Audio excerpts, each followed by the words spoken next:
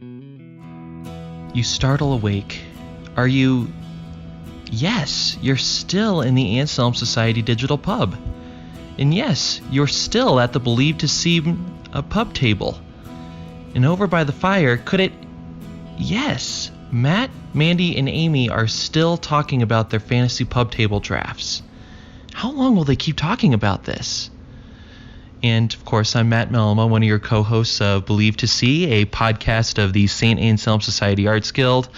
We are a coalition of churches and artists from across the Front Range of Colorado dedicated to one simple thing, a renaissance of the Christian imagination. That's it. So to do this, we have a number of different programs, initiatives. We support different artists. We have a big Imagination Redeemed conference every spring.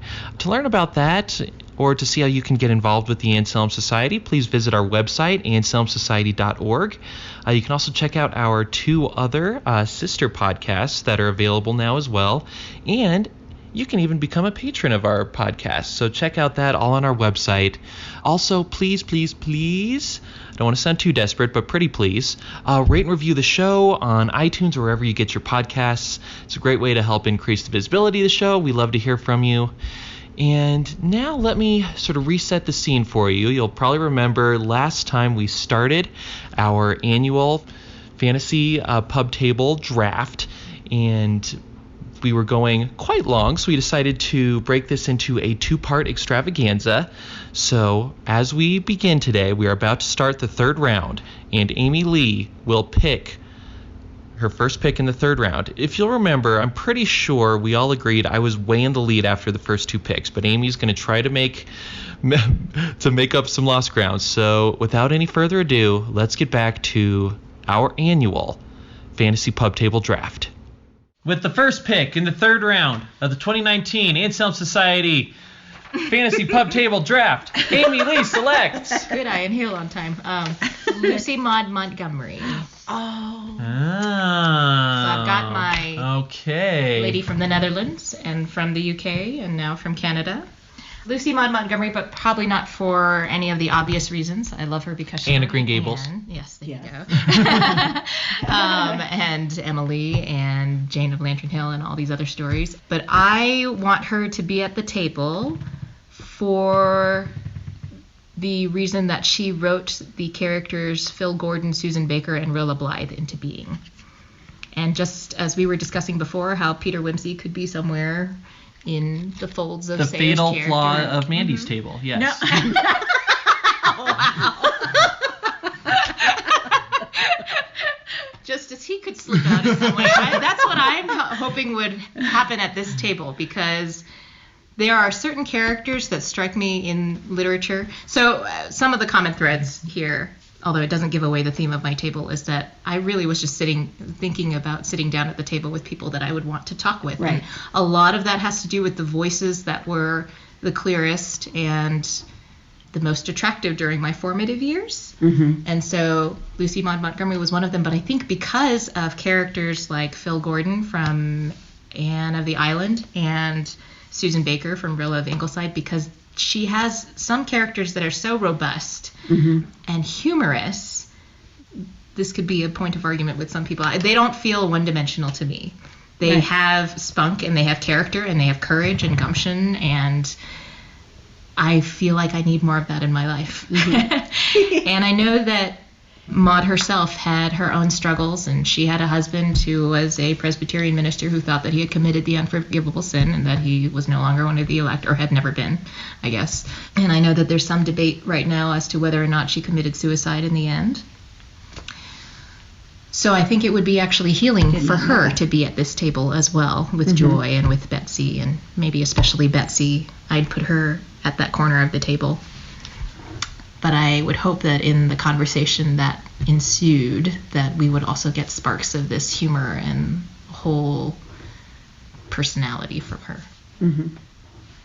Okay. You don't know quite what to make of that, do you? I'm putting together all these pieces like, okay, how can I come up with a criticism? How do you criticize the creator of Anne?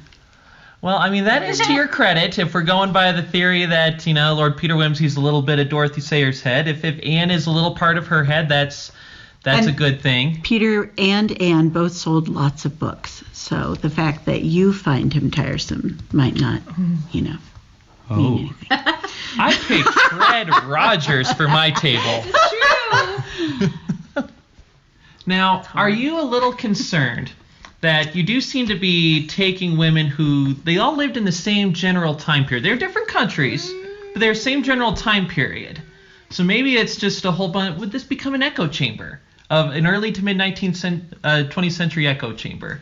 Joy Davidman would not echo anyone. From New York and Oxford. But and they're Betsy from Harlem, same time period, Well, okay. So then me having a conversation with somebody who is living in India and someone who is living in London right now and somebody who is living in North Korea, would that be an echo chamber?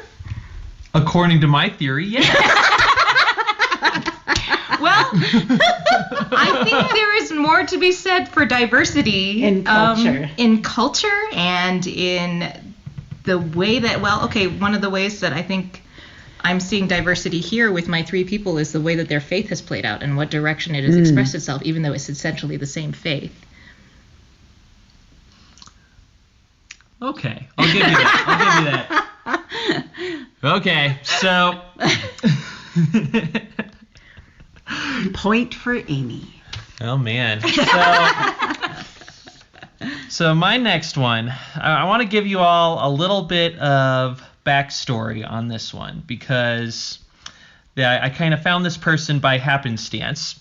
So this past January, my third son was born, and it was by C-section, so we sort of schedule it in advance. Right. Mm-hmm. And I was researching which days I would prefer because my convenience was very important at this time. And I noticed the original date we had was the feast day of, was it Basil the Great? It was one of the Cappadocian fathers, and I was like, hey, this is great. It's a great feast day to have. But then we ended up moving it up a day for some clerical reason, and I looked, no, not really any, nothing at Cappadocian father level. Oh. So that got me wondering, hey, let's just go across the family and see what saints' feast days we all have. And my wife, April 5th, just so you know, I know her birthday. Good man. I was looking at her birthday, and I came across this name. She's not canonized by everyone. It's just some Pandita Ramabai. And I had never heard of her, so I clicked on her Wikipedia page, and that led me to this other article. And she is absolutely fascinating. And let me just tell you a little bit about this person. So she is Indian, as you can probably surmise. And so she lived from 1858 to 1922, and she was amazing in a lot of different ways, which I will now recount. So first of all, her father and her brother, she came from a family of very, very serious Hindu scholars. Okay. So she was brought up in that tradition, but I think by the time she was 12, she had 80,000 verses of the Vedas memorized. She was absolutely brilliant scholar. Her father dies, leaving her and her brother impoverished. So she wanders around India, learning all about, from my very limited knowledge, taking a class in college, I know definitively that the Indian landscape is a religious melting pot with a lot of very interesting belief systems. She really dove into it, trying to learn it. By the time she was 21, she came to University of Calcutta with her brother and just dazzled all of these scholars there because she was such a gifted student. She knew so much. She could answer so readily. But as she kept going, she was increasingly dissatisfied with that. Goes to England to learn about social reform because she really cared about improving the plight of women in India. And while she's there, she comes across Christianity, and she sort of wrestles with this for a very long time because she's wondering, okay, well, is Christianity any better for women? What do I do? What do I make of this? So she spends a lot of time wrestling. Finally, she becomes a Christian and starts all these different social activist causes to improve the lives of women, and especially the most vulnerable ones, starts this house to help them. Really, really incredible person, brilliant scholar with a fascinating background. And once again, Fred Rogers is like the universal donor for table charisma. I think he would just love to talk to a person like this. I think she would add a lot of different perspective here because she grew up in such a different way than my other two. And checkmate, is that right? I don't know. You don't know who we still have is the thing. I guess. So I don't know again, how to respond to if someone you all that want, I've not heard of. well, that was part of my strategy. I just told you she's an amazing social reformer and brilliant scholar and model for how we should all live our lives, and just take that for what it's worth, and I should win. So your word and Wikipedia. Okay, so Just kidding. Wikipedia her Pandita Ramabai, and just go from there. I think all you listeners will be suitably impressed, and if you want to vote for my table, just do it. Whatever. Yeah, she does sound fascinating. She is. And I could see Langston Hughes being fascinated by yes, it. So exactly. I will give you that. Thank you. Moving on. Okay. I have a question. Okay. I have a question about. Okay, help me to. I'm imagining Fred Rogers, Yes. and Langston Hughes, and Pandita Ramabai at this table, and. Okay, so once they get beyond the point of introducing themselves and talking Yes. about the work that they do, Yep. assuming that a rich conversation flourishes not only on disparate experiences, but on some common threads, Okay. Fair Oh, point. what might they have in common that they would Oh, continue to discuss or find the roots of friendship in, if that is your intention, unless you want everybody to get up from this table and walk away in different directions. Oh, so you took my criticism of your table that the people at your table were too similar. Now you're flipping it to say my people are too different. Yeah, we learned from you. Well, I don't know that I agree on either. I don't know that your people are too different, and I don't know that mine are too similar just by virtue of living within the same span of 150 years. Mm-hmm. So I would say that they do have several things in common. Mm-hmm. One, they are all very thoughtful people who seem to spend a lot of their lives wrestling with very big, very important issues and really trying to get inside the heads of others. So Fred Rogers certainly did that in the way he, tailored his show to his very young audience, tried to keep up to date with the latest research on, communicating to children. Mm-hmm. Langston Hughes did that in his short fiction. You can see how that portrays the lives of his characters very compassionately. And Pandita Ramabai definitely did that too, just to have the accounts of her seeing the poverty around her, seeing the oppressive conditions, and trying to make a change. Mm-hmm. So I think those are some common points that all of them have. All of them also spend a lot of time wrestling with the idea of Christianity. So Langston Hughes obviously didn't accept it, so it seems, whereas Fred Rogers and Ramabai did. Mm-hmm. So I think those three, having all gone through similar experiences with that, would have a lot to talk about too. Fair. I'll buy it for now. Okay. We'll let that go. Stay of execution.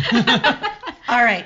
So I don't know if you guys will have heard of this person, but this next person I came across when I taught a world literature class, and it was important to me to have authors from all continents. So my first semester I did ancient, and then my second semester I did current, and that was harder.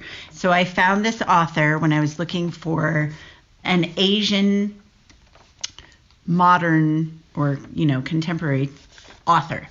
So his name is Shusuke Endo. Shusuke is his personal name, and Endo is his family name. So in Japan... Is he the guy who wrote Silence? Silence. Yeah, okay. Yes. Okay. Which it's interesting because I actually... that is the book I assigned for my... And that was published in 1966. Mm-hmm. And I assigned that to my class, and then like a year later, I found out Martin Scorsese had been trying to make it into a movie. So, and you know how I feel about books and movies, and so I do not recommend the movie, even though the cast is spectacular. You can watch the movie, but it's not enough. You need to read the book, which I have that. I can loan. I'm loaning things to people. So anyway, so Shusuke Endo he lived 1923 to 1996. He wrote dozens of novels. He also wrote essays, short stories. What's unique about him is that he was Christian, specifically Catholic, in Japan. And so one of the themes in all of his work is that sense of alienation. Mm-hmm. because whenever he would come to America and he would be the Japanese and he would person, and then he would be in Japan and he would be the Christian Catholic person. And so he never quite was wholly a part of wherever he was. So the novels, he has novels set in India, set in France, set in Japan. Silence obviously is set in the 1600s in Japan, but his main characters are Portuguese Jesuit priests. So just his understanding cross-culturally and his ability to voice so many different perspectives, but all from that same common feeling that so many of us have of alienation in small ways or large ways, is just really compelling to me. He's been called the Japanese Graham Greene. And so he and Graham Greene actually had this huge mutual admiration for one another, and they wrote letters back and forth. And that's cool. Yeah, so that was really cool. After I read Silence, I wanted to know more about him because his work is really beautiful. But he also wrote a book called Life of Jesus, because one of the main points, the reason he wrote Silence, is because of what he saw as the failure on the missionaries' part to really take into account the culture that they were bringing God into. Because God and Jesus, they're for everyone. So they're for every individual, but every culture is different. So in Silence, one of the famous quotes is that Japan is a swamp. What he meant by that is what the missionaries were trying to bring, it could not flourish there because of the manner in which they were bringing it, because they were not mindful of the culture. And in particular, in the Japanese culture, the father is not a loving figure, just culturally. And so when the Jesuits were coming and saying, oh, God is your father, just something that basic, that the Japanese can't relate to the idea of a loving father. And so when he wrote A Life of Jesus, it was his kind of evangelistic way of presenting this is who Jesus was. He said his position was that you should bring Jesus first, because they would be open to the idea of a loving Savior and Redeemer more than the Creator Father. Not to hide that, but not to lead with that. Gotcha. So to speak. I, of course, have a quote from him. So he says... She gave me like this very aggressive look before she put on her glasses to read. I just want to let the record reflect. Don't tell them I'm too old to not read without glasses. I said that all wrong. That was a double negative. Thanks a lot. That's why I write, because then I can edit. I could have taken out the not. Thanks for outing me with my reading glasses. Anyway, okay. True religion should be able to respond to the dark melodies, the faulty and hideous sounds that echo from the heart of men. So that is a Shusuke Endo quote. Right. So what's your argument? I'm waiting. I don't have a solid argument because I agree that he's a fascinating person. And yes. I have resolved to do this before. This time I'm more serious. I really have been intending to read Silence for a very long time. It's so excellent. I'll do that. Yep. What do we know about him is like at a cocktail party? See, see an outgoing person? Is he like, what do we know about him? Well, he's obviously a good letter writer with Graham Greene, but every picture I have seen of him, he has this adorable, enormous grin on his face. Also, yes, he and Graham Greene. Okay. Looks just showed Amy. Amy just showed me a picture. He looks like he is smiling and having a good time with the guys. So that's a good photo. Married for I don't know, decades. I can't remember. He had a very healthy, long marriage. Had several children. So he liked people clearly, but also, as I said, that just by virtue of the diversity in his books, he didn't only write from his own perspective. He was fascinated with other people's perspectives. There's actually one book that I don't know if I want to read it or not, but it's about a writer who he finds out he has a doppelganger has a very lascivious, horrible life. And so he keeps getting blamed for the things the doppelganger is doing. Right? Isn't that great? Anyway, and just that, to me, if he's going to write from that many different time periods, cultures, and perspectives, he is someone who is fascinated by other people. Okay, I'll give you that one. That's a good one. That's a good one. All right, and then my other pick, you're going to give me a hard time, and I'm just bracing myself. Oh, I'm getting ready to give you a hard time. This is a repeat pick. Oh. But I cannot have a pub table without Vincent van Gogh. Oh, Absolutely really? Is this before impossible. or after he cuts off his ear? After. Because there's so much argument. I remember when I heard the podcast when Marcus picked him, and that was actually, I wanted Flannery O'Connor and Van Gogh, and Marcus had both of those at the same table. Oh, man. So it's hey, very Marcus, annoying. if you're listening, I know. Mandy Good approves table. of your table. I It was do. a good table. So Van Gogh, there's debate as to why he cut his ear off. So I know that Marcus... and he did it to impress a woman. Yes, the woman at the brothel. But what I had always heard, and I looked it up, and you can find equal argument for both, is he had an argument with Gauguin, because he and Paul Gauguin were contemporaries and had this really complicated rivalry, friendship, weirdness. And what I read is Vincent couldn't even remember why he did it. He did deliver it to the brothel, which, thanks, I don't know. But...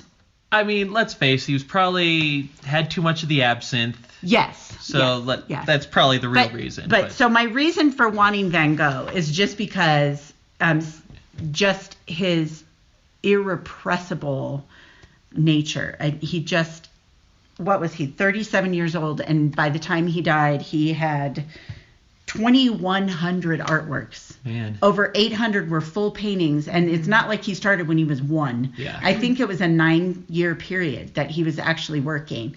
Yeah. And a lot of people don't know that prior to that, what he really wanted to be was a priest, but he failed the entrance exam.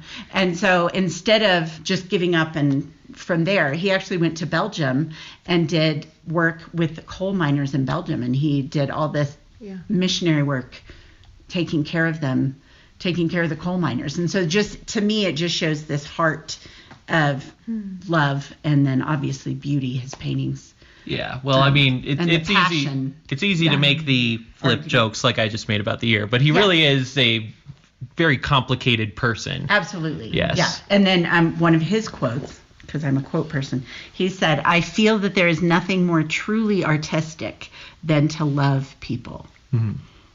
And so I think that answers your favorite question of how would he get along and what would he say to people. If that was really his passion, was to love people, I just think he would be an awesome addition, not just because of his brilliance and his talent. Now, yeah.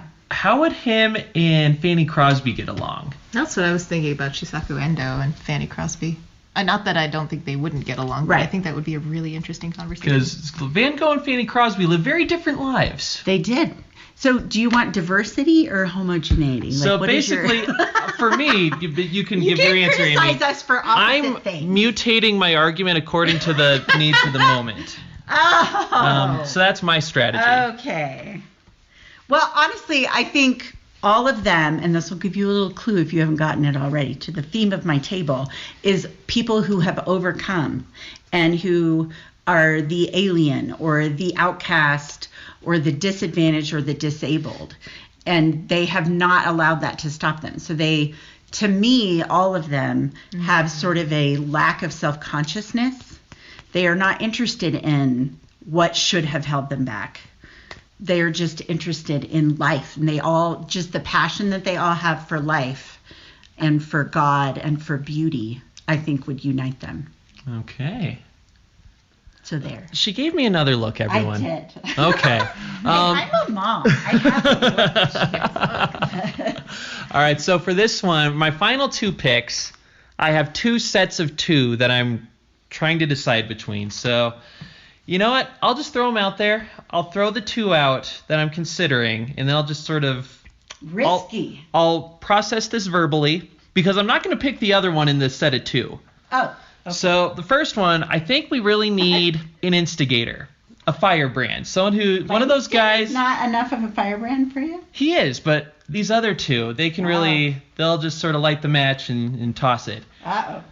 So I worry about both of these people a little, but I'd also be very eager to talk to both of them. I think I know. They're clustered together because they both died relatively recently. Oh, I'm wrong. So one of these people is Antonin Scalia. Wow. Oh. And Hang on, I gotta think back to who's at this table again. so I have Fred Rogers, Langston Hughes, and Pandita Ramabai, the great Indian social man. reformer. And Antonin Scalia. So let me give you. He's having trouble connecting. So I am too. I'll give you the pluses and minuses of him. Yes, Okay. do let us So- see how you think this I plays think he out. would be the fifth. Anyway. Some of you may know my day job is a lawyer, and No. lawyers are divided into two camps. You either think originalism is cool or you think it's the worst. I think it's super cool. That's just me. You can disagree. It's okay. So, of course, I think Antonin Scalia is brilliant in all these things. When he died, one of the things that came through was even the people who staunchly disagreed with his political views, and there are a lot of political views I disagree with, they would say, yeah, dude was a brilliant writer, brilliant judge, and a very fascinating personality. He came to my law school while I was there. He was absolutely fascinating. He was in his late 70s, still razor sharp, going toe-to-toe with all of these smart aleck law students trying to get him. And he was the quintessential Italian curmudgeon. He didn't give a crap what any of us thought of him, which I found very refreshing. And I think to the other side, one of his best friends was Ruth Bader Ginsburg, one of the famous liberal justices on the Supreme Court. So that's what makes me think he'd be good, because if he's able to have a close friendship with someone who totally disagreed with him on everything, I think that would give him the capacity to get along well with all these other very different people. Okay. But he would just sort of say what he was thinking a lot, which Instead of engaging. I found charming. Some other people who maybe disagree with more things that he does would not find it charming. I'm afraid he would say something, and him and Langston Hughes would come to blows. Yes. You have Fred Rogers at the table. I mean, it's like a human bomb diffuser. Yeah, so that's one of the guys who I'm considering. Like I said, it's a high ceiling, low floor. This other guy, maybe even more so, Robin Williams. Oh my gosh. So, quick story here. I'm the sort of person when a celebrity dies in the news, I'll think, oh, it's sad, sort of in this abstract way that a human being has died, but it doesn't personally affect you. When Robin Williams died, it really shook me up. Yeah, me too. He was Totally. a major part of my childhood. Mm-hmm. Some of the most beloved characters I know were him. Yeah. I think me and Danielle watched Dead Poet Society like a couple days after, and a lot of those scenes he came up with on the spot. Yeah. Like, the man was absolutely brilliant. Right. Like, a person of just like unparalleled talent in that area. Very complicated person. A lot of serious issues going on. So that's the serious side of it. But also, he could just be absolutely insane and take over the table. Yeah. Which would be entertaining. But it's like, okay, I have Fred Rogers, waste Langston your other Hughes, people. and am I wasting them on Robin Williams? I would want a one-on-one with Robin Williams, like. But So is he not at your table? Well, it's between him and Scalia. Huh. So they're connected in my mind. I can see how, because they're both mercurial. Yes, they're both high ceiling, low floor. Like, it could go great, or it could be like, why did I bring Scalia here? Right. Why did you say that? You know what? Robin Williams might be subdued by the sweetness of Fred Rogers. He can be very thoughtful when you got him in the right moment. Amy does not believe me. You No, should see I her can face. see that. I can also. I just feel like don't know. Fred I don't would know have what he was such like a- personally, but I Yeah. also feel like he could also cover in the face of so much compassion. Yes. Oh, this is tough. Kind of go the opposite way and You know, lighten the mood. If I knew I was getting the more thoughtful, reflective Robin Williams, I would take him. But I'm going with Scalia Yeah. on the Ruth Bader Ginsburg theory that when he wants to, I think he could be open-minded toward accepting other people he disagrees with, despite the curmudgeonly judge aspect of him. So I'm going with Scalia, and I'm nervous. And over to you, Amy. This is a colorful taper. Oh, yeah, 4. Is this number 4? This is You get 4 and 5. 4 and right 5. now. So you're You're going to finish out your. I get finishing 4 out and your 5. table. All right. 4. All right. 4. 4 is Laura Ingalls Wilder. Oh, my. Mm-hmm.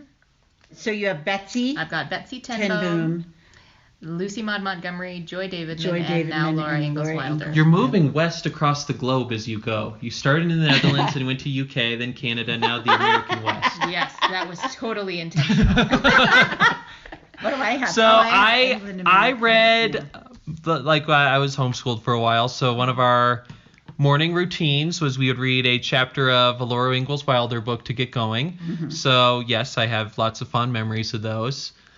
And I remember looking back on it, one of my writing teachers in college pointed out, those are actually really well written. Those are impressive piece of literature. I was like, oh, I never thought of that. It's just Laura Ingalls Wilder, Mm-hmm.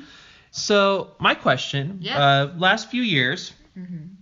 there's kind of I know where you're going with this. A director's cut version of Laura Ingalls Wilder, and it was portrayed as quasi-scandalous. It wasn't scandalous. It was just sort of the more unabridged version, the version that wasn't written with a young audience Pioneer in mind. Girl. Yeah, so they'd have more like mature things going on, and it looked like very Anne with an E kind of thing. No, not Anne with an E, because Laura Ingalls Wilder wrote it. And it was actually a memoirish stuff. It's just sort of I'm sorry. It's sort of the stuff in her life that wasn't fit for a young audience. Mm-hmm. So what was your take on that? I haven't read all of it, actually. I keep playing tug of war with the library over it. But, well, I think that's why it would be interesting to have her at this table, because she was able to, well, and there's also some debate as to whether or not she wrote those books on her own or whether it was her daughter ghostwriting it with her or for her. But the fact that she lived through a lot of these experiences, and a lot of them were conflated, like Nellie Olson is a conflated character, right? But the fact that she lived through all of this and came out with the perspective that she has, like I'm kind of hinging her presence at this table on something that a reporter in her small Missouri hometown said, which was he went and he visited her and he interviewed her and then said at the end, or maybe she just made the comment by herself, that she just found life so interesting. There was never enough time in the day to do everything that she wanted to do because everything was so interesting. And this was, long after she had been the pioneer girl, and she was in Missouri now, and she was starting to write a little bit, I think, and she was doing things like she could get her hens to lay in winter when nobody else could. Like, this is A.J. Wilder. She was the woman to go to. Right? But I love that perspective. And what the reporter said immediately after that was, folks like that get a lot of mileage out of life.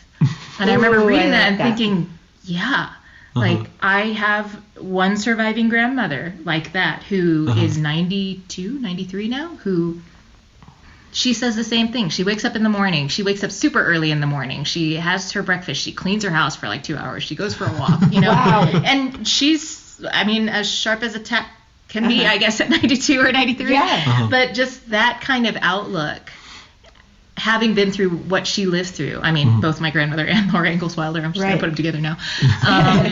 I love that outlook. Like, there's a strength in that outlook that I think we can't find our way to it very easily these days. Mm-hmm. So that kind of gives away a little bit of my theme for the table, but I would love to have Laura Ingalls Wilder at the table, even though some people might say she's just a children's literature author or whatever, but I'm bringing her there for her life experience and her perspective and her gumption. And to those people, she wrote good literature that happened to be for a child audience. Don't be snobbish, people. Come on. There's no judge. And now, Amy, you are going to pick your last person at the table, so you can just give us the theme and the table name. I think I will do that. I think I've said gumption twice now, so I should probably just call it the table of women of gumption. Women of gumption. Gals. Gumption gals. I like that. Gotta have the alliteration. Yes. All right. Gumption gals. But, well, in looking at my table, I literally just wrote maybe 10 names when I was thinking of this pub table because I was thinking of who I'd like to sit down and have a conversation with. So this is actually a very self-serving table. Because it's your table. It's Amy's Women of Gumption. I guess so. Because when I was thinking about who I'd like to learn from, who I'd like to have something to take away from, it was, for different facets, this person, and for this one, somebody else, because I think it really came together for me when I started realizing, this is kind of tending towards mental health for me. How do you, and I don't mean mental health in any way like divorced from faith. I mean, how do you put it together? How do you live an integrated life? And I felt like with this table, you would get that diversity, not necessarily of skin, not necessarily of time eras. I'm not fooling anybody from medieval or Renaissance or periods, or now even, because they have to be dead. But Well, they don't have to be dead, but it's strongly recommended. You were making me wish people dead. Like, I was like, dang. Oh, he's alive? I was. Frederick Buechner, Wendell Berry, they're all alive. Yeah, Anyway, go ahead. this is true. That would be so interesting. Sorry. Yeah, so I have Betsy at the table because she was somebody, I mean, in the midst of abject suffering, she knew how to bring forth beauty and compassion and to hold to that and to not surrender it. And so I have Lucy Maud Montgomery because I feel like she had a handle on humor and the loveliness of life in suffering. I mean, suffering is turning out to be a theme I didn't mean it to be. But Joy Davidman, who also knew a lot about suffering and a lot about losing and grief, but she had this longing, and she related to Lewis on that to the point where she was able to encourage him to write Till We Have Faces and everything towards the end. And then I think I said Laura Ingalls Wilder. So having interest and wonder, and I don't know that much about Laura Ingalls Wilder's faith. I know that she was a Congregationalist. I don't know what that meant in that time.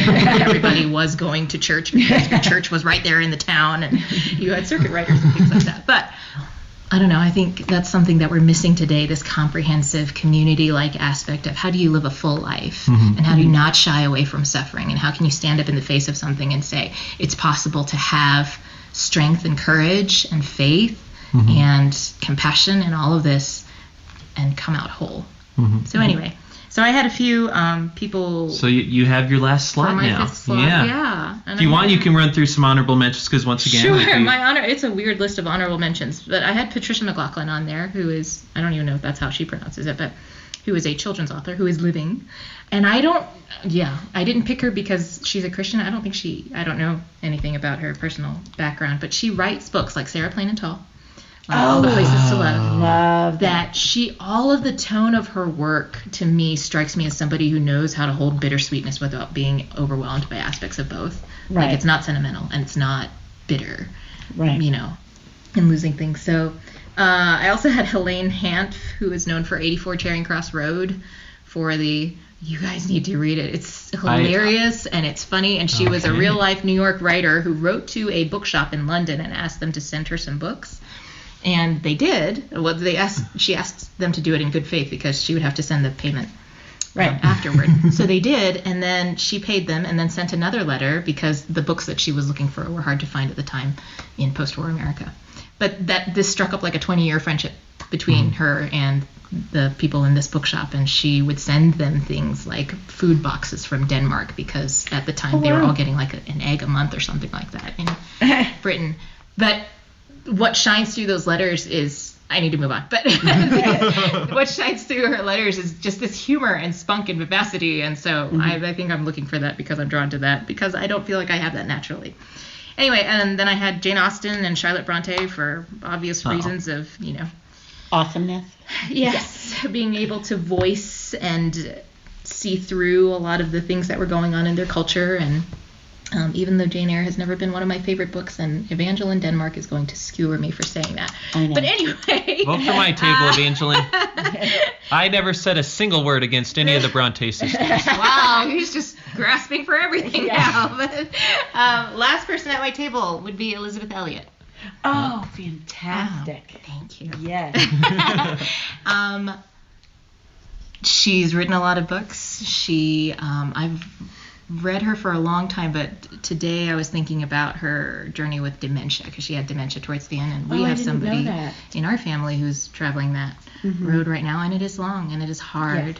But the way that she was able to meet that, like, she was apparently the one who told her husband that she ought to get checked out by the neurologist. Oh, wow. And as far as I know, she's the only person I know who figured it out first. Yeah. But I feel like everything in her life, she was able to meet with a true, really deep-seated peace. And she was able to hold suffering and the concept of the sovereignty of God in the same hands, and to not be torn apart by it, and to feel and to show that there was really no discrepancy between the two.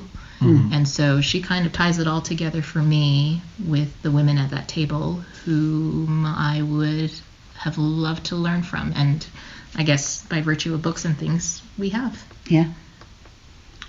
All right, so so are you going with Amy's Women of Gumption or Amy's Gumption Gals? Or you can do Women of Gumption. I guess it depends on where this table is. Yeah. Is it in an Old West? Is it in the American South? Yeah. All right, so I have a confession What? of sorts. I'm not going to break a rule, but I'm going to break a recommendation. Are you going to have a live person Because at the last two people I'm considering are both currently alive in the sense that they are not yet dead. your table? What other sense is there? Are they very old? When lawyers have bad news to give in like a legal brief or to a judge, they use a lot of unnecessary words to cushion it. All Is that right. what you're doing right now? These are lots of cushion words to get to the truth that these two people are both alive, but I want them at my table, so I'm breaking Oh my recommendation. goodness. I'm This sure. better be good. So, first one, I was just thinking about people who I care a lot about what they say, the way their mind works, how much I admire their work. And one of the names that just keeps coming is J.K. Rowling. I've gushed about her all the time, but I try a lot in the way I construct stories to, in some ways, do some the best I can, some sort of imitation of her. I could just go through her writing over and over and over again and never get tired of it. You also want to argue with her about the inbreeding that you brought up on your... Well, the wizarding community isn't big enough, and Malfoy is inbred, Yes, but I know. that's another. You missed that one? You have to listen to that one. That's a good one. The other person is Tina Fey. Oh my gosh, sorry. So All right. I think Tina Fey Fey. is fantastic. I love pretty much everything she's ever done. Uh-huh. She's great on Saturday Night Live. Yeah. I think Great. she and Antonin might have a problem. Well, that's my thing. Oh, I shouldn't be helping. So But it I love everything. Like It would 30 be Rock is fantastic. Mean Girls is fantastic. She had this show she was one of the producers for called Great News, which is fantastic. Canceled after 2 seasons. Just finished watching Kimmy Schmidt. She is very thoughtful, very outside the box. She's not afraid to be a little bit of a nonconformist. And she's just brilliant. I think she's hilarious. Have you seen her episode of Comedians in Cars Getting Coffee? I haven't. No, she's Yes. not. She does a Comedians in Cars Getting Coffee with Jerry Seinfeld. That It's will be fantastic. next on my to-watch list when It I is get home. fantastic. So the one thing, I am legitimately worried that Tina Fey and Scalia won't like each other. Yeah. But I am hopeful because I think Tina Fey, in a lot of her writing, she doesn't seem like she is like a entrenched partisan. She's willing to look across the aisle. She did that with Kimmy Schmidt. She had some some takes I thought were very thoughtful and nuanced. In Scalia, maybe she'll see some Ginsburg in Tina Fey. I don't think Ginsburg's that funny, but She might be. I don't know. I doubt it. But I feel like there have been some glimmers. Wait, okay, but if that happens, are the others going to be able to get in a word edgewise? Oh, there you So- go. I feel like you're, yeah. so you're envisioning a scenario where Fey and Scalia just have it out. Mm-hmm. And Langston's just off, I don't know, scribbling something. Yeah. And then Fred Rogers is listening with a patient smile on his face. Yeah. It will be really good fodder for the next day's neighborhood show. That's true. And then, I'm sorry, what was What her was name? her name again? Padina. Pandita Ramabai. Pandita might just I be, feel like she might, yeah. get overwhelmed. So, no, she would not be overwhelmed because one of her first days visiting her brother's college, she's 21 years old. This institution, you can imagine it's dominated by these old stately men. She blows them all away with her knowledge of the scriptures and her very quick responses to all their questions and how she's able to master everything so quickly on her feet. So, See, she and Fanny would have gotten along really well. well, she's not allowed to talk to Fanny because Well. there's no inter-table communications. Well, maybe she's quiet because she's listening to what Fanny. Fanny knew every So- single president during her lifetime. I think in a vacuum I would pick Tina Fey, but I think JK, for no other reason than she doesn't know as much about American jurisprudence in the later half of the 20th century. But what if it was Tina Fey and Robin Williams? Sorry. Oh, well, They would that dominate be the a vacuum. table. Yeah, They be a would- vacuum. No one would get a word. I'm going with Tina Fey, and I'm just going to roll the dice, You just switched it. and there we go. All right, There you're we gonna go. have to run back. What's your name of your table? So Did you break another rule and have no name? Oh, it has a name. All right. So going in reverse order: Tina Fey, Antonin Scalia, Pandita Ramabai, Langston Hughes, and Fred Rogers. And now we can't hear you anymore because of the din that's coming from your table. Well, I'm counting on if there's ever any snippiness between people. Fred Something will get I music. noticed. He can only be at so many places at One once. time. I noticed something, again, in that documentary, the moral authority that Fred Rogers had really seemed unparalleled in anyone in society recently. His opinions That is to true. all of us, we all grew up with him, we all view him as this very wise authority figure. I think Fred Rogers would be able to restrain even Scalia, even Fay, even these strong personalities. I think he'd be able to restrain them and earn their respect, which is why I'm calling my table Mr. Rogers' Tablehood. Wow. I was trying to think, like, what theme is he possibly... Oh, wow. my Nicely goodness. done. All right, so now Mandy, last Mandy is pick in the about to draft. win. Because... Now, I'm very bitter that you chose alive people because, like I said, I was like, there's an artist I love, Faith Ringgold. She actually paints on quilts and then writes stories around the quilt, but she's like that is 80-something. And then Frederick Buechner is 93. And then, anyway, you know what, though? If you invite me back in a few years and these people are dead, now you're going to know I won't. So I'm going to stop revealing the Oh, my. very old people that I admire. Anyway, so my fifth person is also no longer alive. Johnny Cash. Oh, Wow. whoa, that Now- seems like another dice roll. It is not a dice roll. You would Okay, think that. okay. But that is, if you see, a lot of people they just think Folsom Prison Blues and country singer. First of all, he's way more than a country singer. He's in 3 halls of fame. He's in the Gospel Hall of Fame, the Rock and Roll Hall of Fame, and the Country Music Hall of Fame. But even beyond the music, did you guys know he wrote a novel? I did not know that. He wrote a novel. Would you like to guess what it's called? The Man in Black. The Man in White. Oh. It is about Oh. 6 years in the life of Paul. What? Yes, it starts on the road to Damascus. What? And it is actually very Okay. good. I own that. I own it all. No. So the reason I love Johnny Cash, he's totally open and honest and transparent with all of his just struggles and everything that he went through. Everyone knows that he went through the horrible drug addiction and all of this. And he has an understanding of the grace of God that I think a lot of people do not have. And he didn't ever seem to really get over that and be like, oh, no, I'm fine. After he got off drugs, which June would not marry him until he was clean. And okay, he had a couple relapses. But anyway, one of the ways that he would try to calm his mind, he and June would read all these great books. And that is why he decided to write The Man in White. Okay. One of his favorite books was Ben-Hur. He loved all of the like epic novels.